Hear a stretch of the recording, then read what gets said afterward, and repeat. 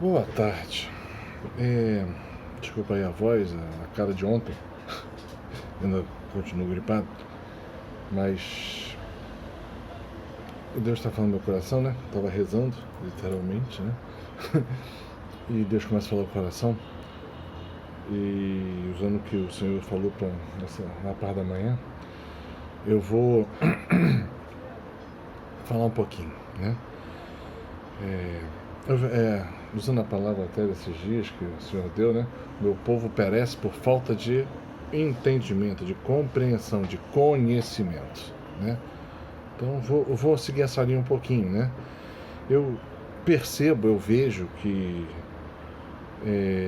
as pessoas não conseguem entender o que é uma profecia, uma palavra profética, ou seja, quando o próprio Deus resolve falar, né? Tem gente, a gente vê na igreja, eu sou profeta, porque eu vou denunciar, eu vou fazer, eu vou acontecer. Querido, você é um... sei lá o que você é. Mas isso não é profecia, né? Profecia é quando Deus fala, quando Deus manifesta a sua presença, Deus manifesta a sua vontade e fala com seu povo. Então, pode ser de diversas formas. Quando é direto, é uma profecia ou uma palavra profética. E tem gente que, né, não entende isso. É difícil. Vou ser bem direto, é bem complicado. Eu lembro quando a gente fazia assim, né? Quando a gente via uma profecia, como é que a gente fazia? A gente juntava os profetas, ou seja, quem tinha o dom da profecia, 2, 3, 4, não sei, aquelas pessoas de discernimento de espíritos, né? Para saber de onde vem aquela palavra, e gente com um terceiro tipo de dom, que chama-se dom da ciência infusa. Esse ciência infusa é aquelas pessoas que compreendem o que Deus quer dizer, né? Conhecem a vontade de Deus. Então, juntar esse grupo de pessoas é complicado, é bem complicado. Mas, às vezes acontece, a gente fazia muito, e ficava só escutando o Senhor para ver o que o Senhor fala. E a gente vai usando isto e para compreender melhor, e depois que a gente compreende, a gente bota em ação, né? Muitas vezes nós temos quando quem já escutou uma profecia, escuta a profecia e tenta entender a profecia por si só. Você vê que, né? Você vê o grupo de gente que eu falei. Por que cada um daqueles? Né? Já falei, né? Assim, quem tem ciência infusa compreende a vontade do Senhor. Esses são poucos, tá? A maioria acha que entende tudo. Querido, meu querido, não entende.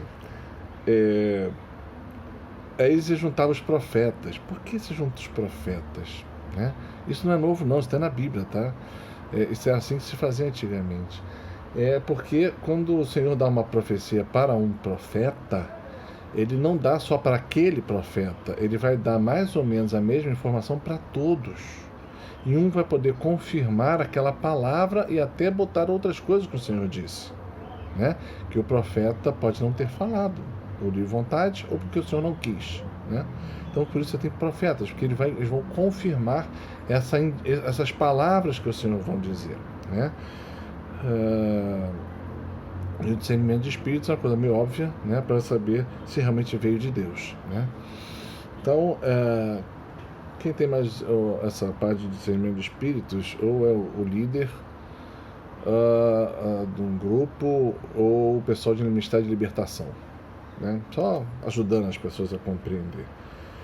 Bom, na igreja nem sabe, né, que tem Ministério de Libertação. Olha só que lindo. Profetas, nossa senhora, quando você fala que é para profetas, a maioria cai de pau, inclusive os padres, porque ninguém gosta do profeta, né? Por quê? Porque o profeta vai falar aquilo que Deus quer que seja falado ao povo, e geralmente são palavras complicadas. O profeta é usado por Deus para endireitar o caminho do povo e indicar o caminho.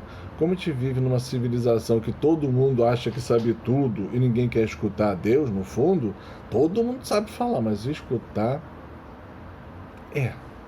nem todos, né? Obediência é a coisa mais difícil para o ser humano. Então eu vou ler uma palavra que o Senhor deu de manhã e vou usar um pouquinho do dom, né? Para vocês terem noção. É Isaías 48. Depois, quem quiser, leia, releia. É interessantíssimo isso aqui. Diz assim: a admoestação a Israel antes da libertação. Ou seja, Deus vai fazer uma libertação, mas ele vem comunicar ao povo que vai fazer isso e como é que ele vai fazer isso. Ok? Pegou? Vamos lá. Ouvi isto, casa de Jacó. Quando fala de Jacó, para mim, pessoal, Jacó. Jacó é Israel, povo de Deus. Que tende o nome de Israel, né? Que saíste das entranhas de Judá, quer dizer, do meu povo escolhido, você, tá? Vamos para pessoal. Vós que jurais pelo nome do Senhor e que invocais o Deus de Israel, mas sem sinceridade e retidão. Ih, aí pegou, né? A maioria vai pegar, gostar da parte de cima, mas a parte de baixo não vai. Por quê? Porque tem muita gente que pega uma profecia e só quer escutar a parte boa. Não, é tudo. Primeira coisa, cada vírgula é importante. Então Deus está falando, vou fazer uma libertação e estou falando para você, tá? Meu pequeno Jacó, bota teu nome. Mas ele fala que você não tem sinceridade e nem retidão. Ou seja, você ainda está um pouquinho longe do caminho de Deus. Não tem retidão. Você tem altos e baixos, né? Não tem retidão. Não tem sinceridade. A tua oração tá pecando, né? Mas vamos continuar. Porque vós vos declarais da cidade santa, vós que vos apoiais no Deus de Israel, cujo nome é o Senhor dos Exércitos. Ponto. Então, para aí, pensa, né? A gente se declara de Deus. Ok. Que se apoia em Deus. Mesmo assim, você vê que tem alguns errinhos. Deus já começou a falar, né? E depois ele fala, cujo nome é o Senhor dos Exércitos. Quando fala em exército, não é é o Senhor da paz. É o Senhor... Não, o Senhor dos Exércitos. Então nós vemos que é um Senhor que vem em batalha. Por isso nós somos chamados a batalha espiritual, né? E elas às vezes se estendem no plano físico. Então, Senhor dos Exércitos. Ok? Pensa.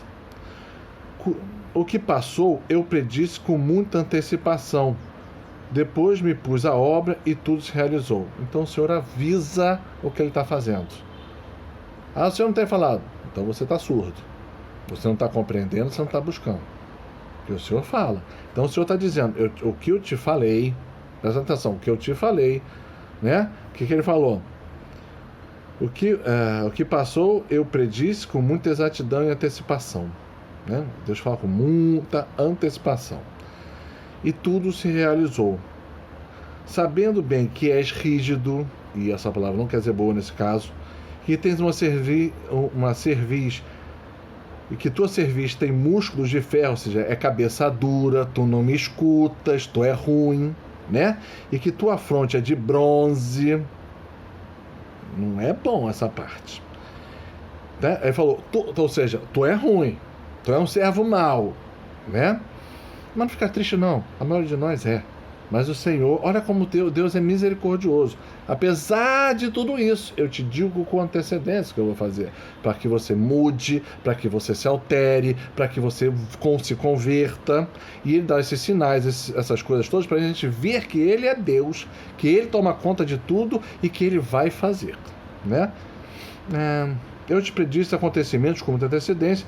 Antes que acontecessem, eu te preveni.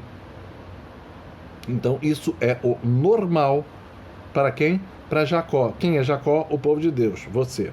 Se não está acontecendo isso, querido, você não está escutando as profecias. Ou seja, tu não está escutando o Deus vivo. Para que não pudesse dizer, né? Foi um ídolo quem o fez, foi minha estátua esculpida ou fundida quem o provocou, ou seja, para dizer fui eu que fiz, foi alguém que fez, ou foi um outro Deus que fez, ou uma falsa divindade. Esquece. Nada disso é real, nada disso realmente existe. Só existe um só Deus. E aqui ele está falando para você que ele está te provando que ele é Deus. Porque ele fala com antecedência o que ele vai fazer, e isso se coloca a caminho e bota para acontecer. Do que ouvistes, vês a realização e não deves atestá-lo? Ou seja, quando o Senhor te fala, Você escuta, bota no coração e depois você vai ver acontecer. Quando você vir essas coisas acontecer, o que nós devemos fazer? Atestá-lo ou testemunhar. Se você não testemunhar, você não está sendo de Deus. Estou sendo claro, né? Pois bem, vou revelar-te agora novos acontecimentos. Para quê? Então, ele já fez e ele agora parte para novos acontecimentos, coisas futuras que vão acontecer. Ou seja, ele está te educando na fé. Né? Ele está te provando que é Deus, mostrou nas realizações iniciais. Ele vai falar para você agora novas coisas e coisas para frente. Ok? Vou revelar-te novos acontecimentos. Agora, ainda mantidos em segredo. Quer dizer, ninguém sabe, nem os anjos. Só Deus. E que tu não conheces. Não adianta, eu já sabia. Não sabe. Não sabe. Mas você está na especulação, mas saber você não sabe. Tu está chutando, né? Foram criados agora. Ou seja, a revelação de Deus, a criação de Deus, ela é contínua. Há uma escada de acontecimentos e a cada acontecimento está o próximo. Mas só quem sabe os próximos é Deus. E Ele comunica a quem Ele quer, quando Ele quer. E Ele comunica, primeiro, a Jacó, ou seja, aos seus. Né? E não adianta falar que já sabia. Não sabe, não. Tu acha que sabe alguma coisa. Sabe, não. Foram criados agora e não antigamente. Nunca até aqui ouviste falar disso, de maneira que não podias dizer, já o sabia. Nosso Deus é sempre novo. Ele está sempre criando, Ele está sempre inovando, e Ele está sempre fazendo um caminho para que você percorra. Tu nada sabias, tu não o suspeitavas, quer dizer, está fora do teu campo de imaginação até. Tu não suspeita do meu plano. Tu não é capaz, né? Interessante, né? Eu não te havia feito ainda a confidência. Opa, olha aqui uma coisa interessante. Confidência se tem com quem é confidente, quem é amigo próximo. Então, Deus está falando o seguinte, você tem que ser um amigo próximo, para que haja confidência entre tu e o Senhor. Entendeu como é que é um profeta? Porque sabias que é... Sabe por quê? Olha só que legal. Depois ele falou que você tem que ser amigo próximo, ele fala assim... Porque sabia que eras desleal, chamado rebelde desde o seu nascimento. Ou seja, tu não obedece. Eu te falo, mas tu não obedece. Mas tu é ruim. Né? Você é desleal. O que é leal? Aquele que a gente pode confiar sempre. A gente, né? Não é assim. Mas mesmo assim, Deus manda... É você o escolhido, tá? Olha só que, olha essa agora, tá? Como Deus é. Eu continha a minha cólera por minha honra.